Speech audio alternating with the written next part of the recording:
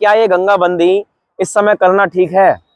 क्योंकि मेन जो मुद्दा हमारा है, क्योंकि आज इसको लेकर बात करने वाले हैं कि चार धाम यात्रा इस समय अपने अंतिम चरण में है और सबसे ज्यादा श्रद्धालु जो है, जब कपाट बंद होते हैं चार धाम के, उस समय पहुंचते हैं। 14 नवंबर से लेकर 18 नवंबर तक चार धाम के कपाट बंद हो जाएंगे। लखनऊ जाके फिल्म हीरोइन कंगना रनौत के साथ बैठ के पिक्चर देखने का तो समय निकाल रहे हैं, लेकिन वहाँ के मुख्यमंत्री योगी आदित्यनाथ से गंगा कलोरे के बारे में चर्चा करने के लिए, बैठक करने के लिए कोई उन पे मन में ही इच्छा नहीं है। तो ये हिंदुओं के धर्मों के ऊपर कुठाराघात दोनों सरकारें कर रही है। सबसे बड़ी बात एक महत्वपूर्ण ये भी है, क्या दुनिया से जो देश विदेश श्रद्धालु आ रहे हैं उनको हम गंगा की ये तस्वीर दिखाकर उत्तराखंड की ये छवि प्रस्तुत करने का प्रयास कर रहे हैं कि देखिए उत्तराखंड में कितनी सफाई है। और सबसे बड़ी बात, हरिद्वार को स्वच्छ गंगा टाउन का अवार्ड मिला है, तो उसका ये पैमाना आप देखिए कि गंगा के किनारे जो शहर हैं पूरे देश के अंदर, उसमें सबसे स्वच्छ अवार्ड हरिद्वार को मिला था। और उत्तराखंड में जितने भी राजनेता हमारे केंद्रीय मंत्री हैं, मुख्यमंत्री हैं, ये ब्लॉक स्तर के नेता होते थे। संयोग से उत्तराखंड राज्य बन गया, इनको कहते हैं सोने का चम्मच मिल गया। इनमें इच्छा शक्ति नहीं है कि प्रधानमंत्री के पास जाएं। प्रधानमंत्री केदारनाथ प्रोजेक्ट में कई बार उत्तराखंड आ चुके हैं, इन्होंने आज तक कभी उस मुद्दे को उठाया ही नहीं कि उत्तराखंड में जितनी सिंचाई विभाग की परियोजना है, जितनी संपत्ति है, और मुख्य रूप से गंगा जी है, इसका नियंत्रण हमारे हाथ में देना चाहिए।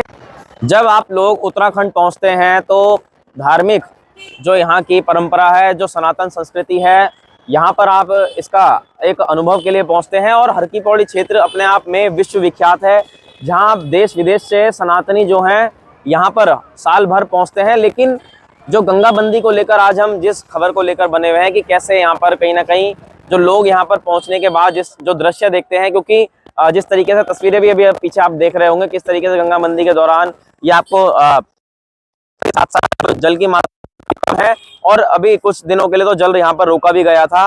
लेकिन आज जो बात करेंगे, क्या ये गंगा बंदी इस समय करना ठीक है। क्योंकि मेन जो मुद्दा हमारा है, क्योंकि आज इसको लेकर बात करने वाले हैं कि चार धाम यात्रा इस समय अपने अंतिम चरण में है और सबसे ज्यादा श्रद्धालु जो है, जब कपाट बंद होते हैं चार धाम के, उस समय पहुंचते हैं। 14 नवंबर से लेकर 18 नवंबर तक चार धाम के कपाट बंद हो जाएंगे। तो श्रद्धालुओं का जाहिर सी बात है, दीपावली का समय है और उत्तराखंड हर कोई आना चाहता है, देवभूमि के दर्शन करना चाहता है। तो आज इसी को लेकर आज हमारे साथ आरटीआई एक्टिविस्ट रमेश चंद शर्मा जी यहाँ पर एक बार फिर इस मुद्दे को लेकर लगातार वो उठा भी रहे हैं कि गंगा बंदी इस समय ना होकर दीपावली के बाद की जाए। और लगातार उनके पास आज कुछ कागज भी हैं जो उन्होंने तमाम जगहों पर डाले हैं। आज उनसे इस मुद्दे पर बात कर लेते हैं। सर, क्या कहना चाहेंगे इस पर? सर, ये गंगा बंदी की कुप्रथा ब्रिटिश शासन काल के समय से चली आ रही है। उस समय यहाँ पे यात्रियों की संख्या नगण्य होती थी, वही कोई आते थे जिनके कोई घर वाले मर जाते थे फूल वगैरह लेके। लेकिन जब से हमारे उत्तराखंड की चार धाम की यात्रा विश्व प्रसिद्ध हुई है, तब से यहाँ लाखों की संख्या में प्रतिदिन श्रद्धालु यात्री चार धाम जाने के लिए आ रहा है। हरिद्वार में गंगा स्नान करने के लिए आ रहा है, कुछ पितरों के लिए कर्मकांड करने के लिए आ रहा है। लेकिन बड़ा दुख का विषय है कि उत्तराखंड लोकायुक्त महोदय ने 2004 में एक संस्तुति उत्तराखंड सरकार को, अब उत्तर प्रदेश सरकार को करी थी कि जो गंगा कलोरे की कुप्रथा दिवाली से, दशहरे से दिवाली के बीच चली आ रही है, इसका समय परिवर्तन करके दिवाली के पश्चात 20 दिन करी जाए या अन्य कोई समय दिवाली के बाद निर्धारित किया जाए। उसके सापेक्ष में उत्तराखंड की हमारी सरकार ने जो पर्यटन के ऊपर आधारित है, जिसका व्यवसाय, जिसका सारा क्षेत्र ही पर्यटन पर आधारित है, वो कतई भी संज्ञान नहीं ले रही थी। तब मैंने सूचना अधिकार का प्रयोग करके मुख्य सूचना आयुक्त के द्वारा सचिव उत्तराखंड सिंचाई को आदेश कराया कि आप जाइए उत्तर प्रदेश सचिव से समन्वय बनाइए और कोई बैठक करिए, उसके बाद इसका समय परिवर्तन कराइए। उसके पश्चात विनोद फोनिया जी ने यहाँ से एक आदेश उत्तर प्रदेश सरकार के सचिव को भेजा, उस पर कोई कार्रवाई नहीं हुई। फिर सूचना आयोग के निर्देश पे उमाकांत पवार साहब जो यहाँ सिंचाई सचिव थे, उन्होंने 2 आदेश भेजे, उस पर कोई कार्रवाई नहीं हुई।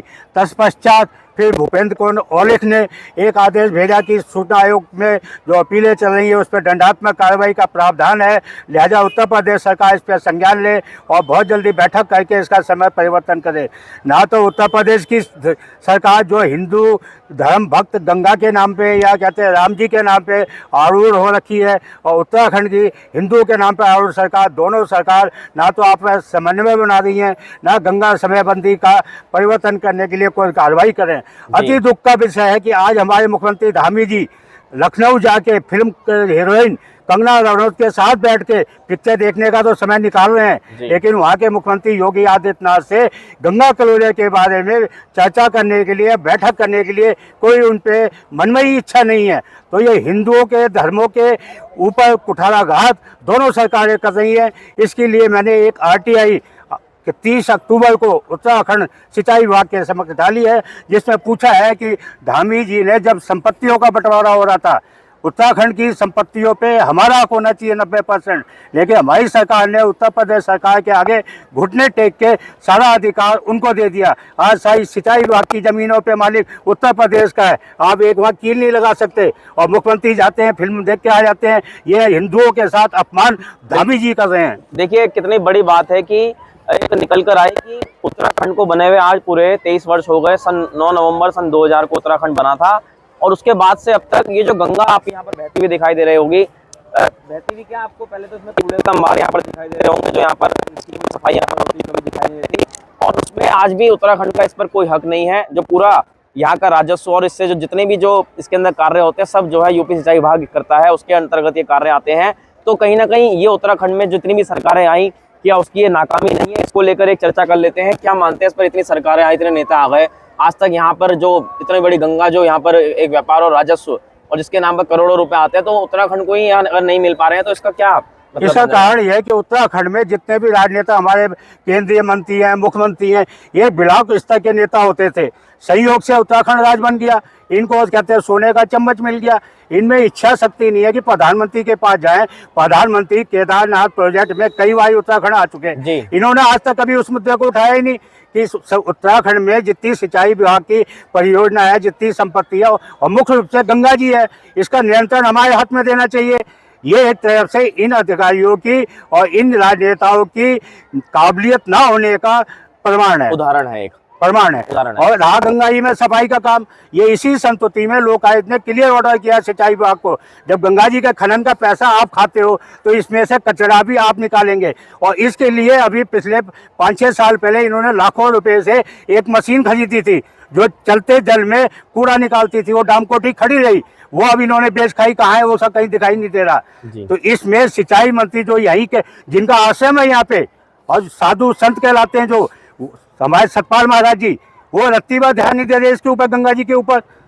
गंगा जी के ऊपर तो यहाँ के जो व्यापारी नेतागण हैं, जो यहाँ के अखाड़े हैं, जो यहाँ के प्रसिद्ध धर्माचार्य हैं, जो गंगा जी के नाम पे दान मांग के अपना कहते हैं संपन्न राज चला रहे हैं, वो गंगा जी के ऊपर आज कुछ नहीं बोल रहे कि गंगा जल विहीन क्यों है। आज 1 हफ्ते बाद चारों धाम हमारे बंद हो जाएंगे। जो 4 धाम के लिए विदेशों ही आते आ रहे हैं, अप्रवासी विदेशों से आ रहे हैं, उनको जब गंगा जल नहीं मिलेगा तो उनकी 4 धाम की यात्रा भी सफल नहीं होगी।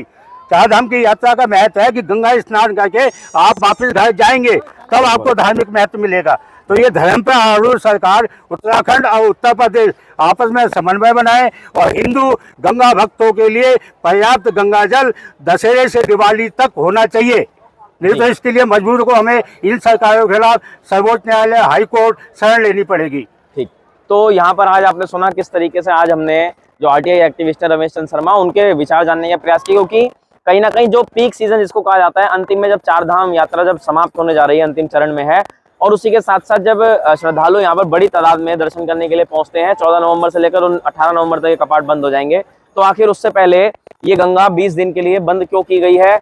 क्या ये समय जो इसका परिवर्तन नहीं किया जा सकता है, या इसी समय जो है ये गंगा बंद होकर ये दुनिया को दिखाने की तस्वीरें भी? अच्छा, सबसे बड़ी बात एक महत्वपूर्ण ये भी है, क्या दुनिया से जो देश विदेश श्रद्धालु आ रहे हैं उनको हम गंगा की ये तस्वीर दिखाकर उत्तराखंड की ये छवि प्रस्तुत करने का प्रयास कर रहे हैं कि देखिए उत्तराखंड में कितनी सफाई है। और सबसे बड़ी बात, हरिद्वार को स्वच्छ गंगा टाउन का अवार्ड मिला है, तो उसका ये पैमाना आप देखिए कि गंगा के किनारे जो शहर हैं पूरे देश के अंदर, उसमें सबसे स्वच्छ अवार्ड हरिद्वार को मिला था। और उस हरिद्वार की गंगा के हालात इस समय आपको अपने कैमरे में हम इस समय तस्वीरें दिखा रहे होंगे, किस तरीके से ये कूड़ा इसके अंदर पड़ा हुआ है। स्वच्छ गंगा टाउन के एक और अवार्ड की बात कर ले जो हरिद्वार को मिला था। स्वच्छ ये जो अवार्ड जो मिलता है, ये इस आधार पर ये सरकार ले लेती है कि जो इसमें कमेटी के मेंबर आते हैं उनकी सेवा भाव, उनका मान सम्मान, उनको गिफ्ट देने का काम ये करते हैं। धरातल पे ये कभी कमेटियां नहीं दिखाई देती, इस नाम पे ये अवार्ड ले जाते हैं। अवार्ड लेके ये यहाँ के जो प्रशासनिक अधिकारी हैं अपनी पदोन्नति करा लेते हैं, लेकिन प्रमोशन के लिए खेल किया जा रहा है। प्रमोशन के खेल होता है। कोई भी योजना धरातल पे यहाँ के लोगों के साथ, व्यापारियों के साथ, यहाँ के सामाजिक संस्थाओं के साथ, या धर्मशाला होटल एसोसिएशन है, उनके साथ समन्वय बना के नहीं चलाई जाती। आप लगातार यहीं रहते हैं, यहीं निवास करते हैं, यहीं व्यापार करते हैं, लेकिन क्या यहाँ पर आपने गंगा बंदी जब से हुई है किसी को इस गंगा में उतर के कूड़ा उठाते हुए देखा अभी तक? अभी तक तो कोई नहीं आया है, लेकिन जो अब 2 दिन होगा, बड़े बड़े यहाँ पे बैनर लग जाएंगे, बड़े बड़े कार सेवक आएंगे, फोटो खिंचाएंगे, फिर उससे पूरे साल उससे अपना अवार्ड लेते रहेंगे। वो ये अवार्ड इसी बात पे मिलते हैं इनको, धरातल पे कोई काम नहीं हो रहा। तो देखा आपने सीधे तौर पर आज खास खबर को लेकर हर की पौड़ी क्षेत्र में मौजूद थे सुभाष घाट पर। फिर मिलते हैं आपको किसी अगली खबर के साथ, और खबरें शेयर करते रहिए और अपने ओपिनियन जो है इस पर जरूर दीजिए कि किस तरीके से गंगा साफ हो सकती है, क्योंकि हरिद्वार जो तमाम यहाँ पर स्थानीय लोग भी हैं, चाहे व्यापार हैं जो यहाँ पर व्यापार कर रहे हैं गंगा के नाम पर, अभी तक वो भी यहाँ पर एकजुट होकर इसकी सफाई करते हुए कहीं भी नजर नहीं आए हैं, जो पूरे उत्तराखंड को गंगा इतना बड़ा व्यापार के रूप में दे रही है। यहाँ यूं कहे कि पूरे उत्तराखंड को गंगा ही चला रही है, वो भी अभी कहीं नजर नहीं आए हैं। फिर मिलते हैं किसी अगली खबर के साथ, अब तक आपका बहुत बहुत धन्यवाद।